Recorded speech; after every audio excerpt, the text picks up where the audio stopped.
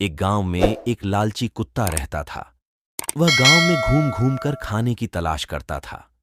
वह इतना लालची था कि उसे जितना भी खाने के लिए मिलता था उसे कम ही लगता था।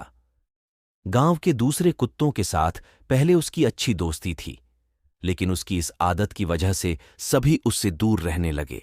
लेकिन उसे कोई फर्क नहीं पड़ा। उसे सिर्फ अपने भाईजान से मतलब था। कोई न कोई आते जाते उसे खाने के लिए कुछ न कुछ दे ही देता था। उसे जो खाने को मिलता उसे वो अकेले ही चट कर जाता।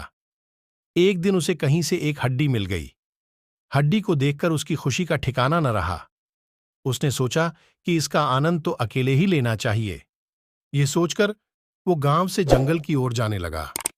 रास्ते में वह पुल के ऊपर से नदी पार कर रहा था। तभी उसकी नजर नीचे नदी के ठहरे हुए पानी पर पड़ी। उस समय उसकी आंखों में सिर्फ हड्डी का लालच था। उसे यह भी पता नहीं चला कि नदी के पानी में उसका ही चेहरा नजर आ रहा है। उसे लगा कि नीचे भी कोई कुत्ता है जिसके पास एक और हड्डी है। उसने सोचा कि क्यों ना उसकी भी हड्डी छीन लूं तो मेरे पास 2 हड्डियां हो जाएंगी। एक साथ 2 हड्डियों के मजे से खा सकूंगा। ऐसा सोचकर वह जैसे ही पानी में कूदा, उसके मुंह से हड्डी सीधे नदी में जा गिरी। मुंह से छुटकर हड्डी के पानी में गिरते ही कुत्ते को होश आया और उसे अपने की पर पछतावा हुआ। कहानी से सीख। इस कहानी से हमें यह सीख मिलती है कि हमें कभी भी लालच नहीं करना चाहिए।